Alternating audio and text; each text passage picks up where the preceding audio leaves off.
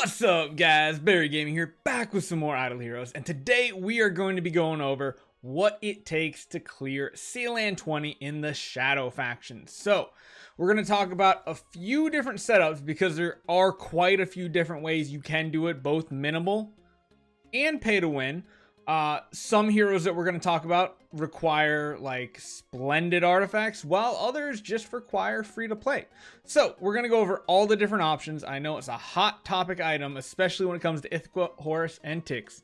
So let's jump into it. Let's see what heroes you need to make it happen.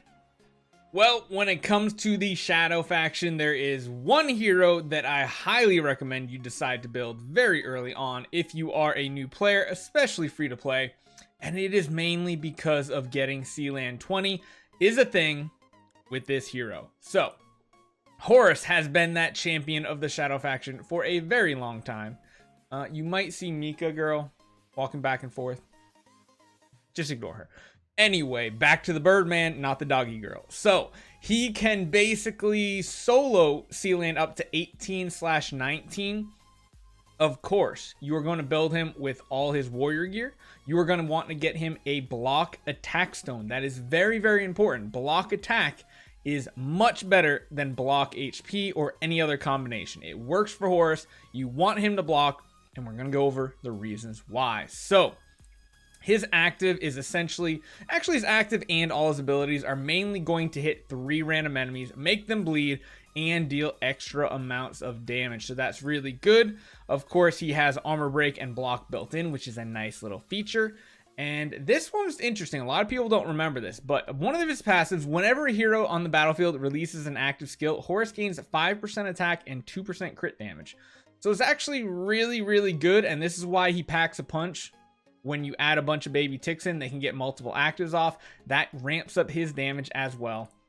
And finally, probably the most important one, Crimson Contract. So, every third successful block, which is why you want a block stone, Horus dispels all effects of being controlled, which is absolutely amazing.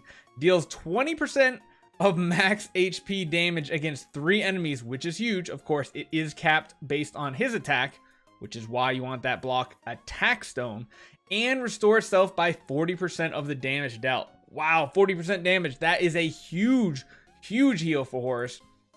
And this is why he is so great in Sealand, because he's tanky and he can heal, he can dispel CC effects. He is amazing. So, traditionally, what you used to do, the old school style that'll get you to Sealand 18/19, you're going to have this Horus.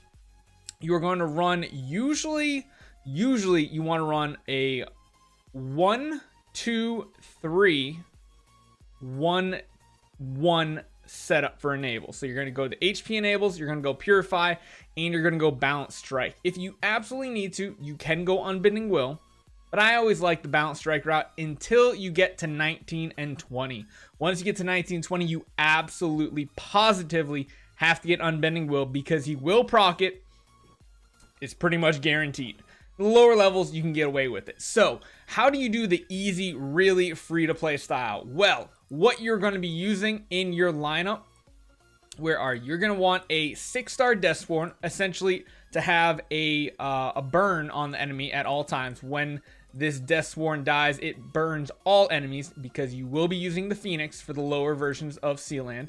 And then, let's find the new animation. Here we go, the new Ice Troll look. So, you're going to want 4 of these guys right here with damage reduce artifacts and split gear so that they can live through round 1 and use this freeze against warriors in round 2. So freezing those front 2 warriors is really important because they pack a punch. So that's cool. That's kind of the way you can get to Sealand 17, 18 early on.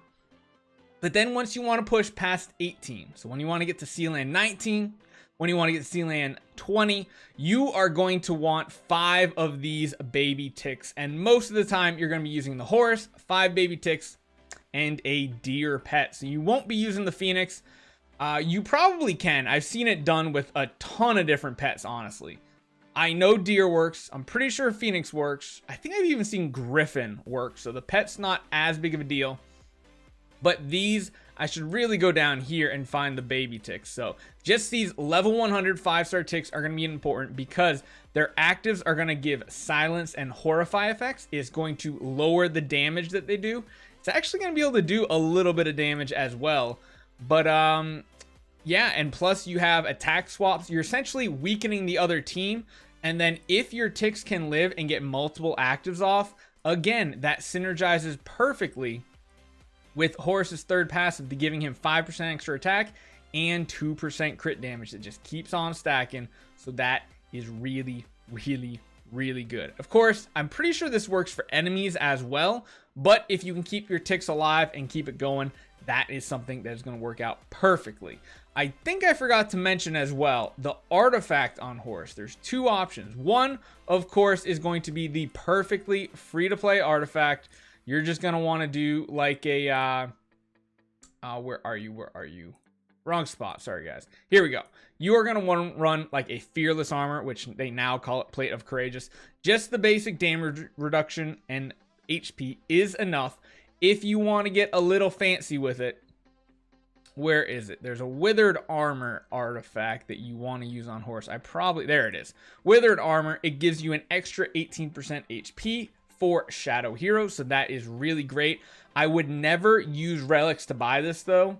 Never, never, never. If you are a little bit further in the game, the other option to do is an upgraded crown on him, and that will significantly lower the RNG needed in the first few rounds for the Horus to live and the ticks to get their actives off, their basics off, lower the attack. This usually makes it very, very easy. But again, 4 crowns is nothing easy to get. Even if you have like a 1 or 2 star crown, you could probably make it work. But if we're talking 0 Ormus artifacts, you're just going to go with a fearless armor or something like that. So there is one other route that you can go, and you can go the Ithaqua route. Yes, she can clear Sealand 20 with baby ticks as well, but it's almost a requirement, at least from everything I've seen. Every single clear has had a splendid crown or a splendid A and B with an insane amount of RNG involved as well. But I have seen it done. You can do it with 2 E5 ticks. Or not ticks, 2 E5 Ithaquas. So that is a possibility. I know when I put my tier list out, a lot of people were disappointed I didn't put Ithaqua on it. And the main reason is because, yes, she can clear Sealand 20, but she absolutely needs those pay-to-win artifacts. Now, if you guys have seen something with less than that, please shoot me a link to it. I'd love to check it out. But everything I've seen on YouTube, everything I've seen on Reddit has been pay-to-win artifacts on the Ithaqua. So if I'm wrong, please let me know. But make sure you send a link. I need to see it. I need to see that clear. And then lastly, there is one other route you can go, and that is building 2 E5 ticks with support heroes. So we have done it personally on the Petrify meme team, Evil meme team, whatever you want to call it. It's been done with 2 ticks with some support heroes. But of course, it's not the easiest route. Trust me, guys. If anything, you probably want to go the Ithaqua route. But I mean, Horus is a perfect early game hero to build to get Sealand 20 done, and then eventually swap it into an extra ticks copy. So hopefully this kind of helps you guys out. We are going to show you a few examples so you guys don't have to search through our giant catalog of 900 videos on the channel. We'll show you a few fights right here and show you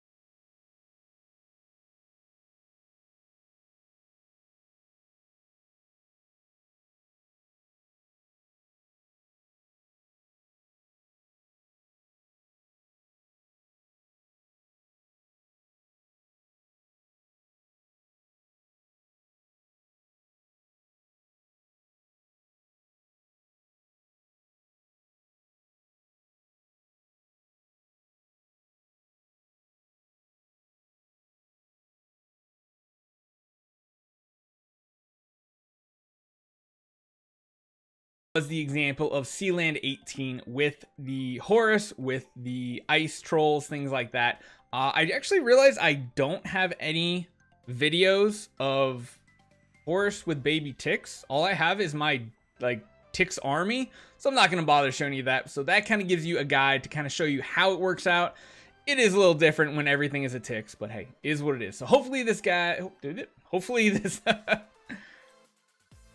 hopefully this helped you guys out. Hopefully it'll help you guide your way to Sealand 20, especially since there are advantages of getting every Sealand done in the Void now. So hopefully you guys enjoy this one. Make sure you hit that subscribe button. We're getting so close to our 30,000 sub goal. I'll see you guys next time.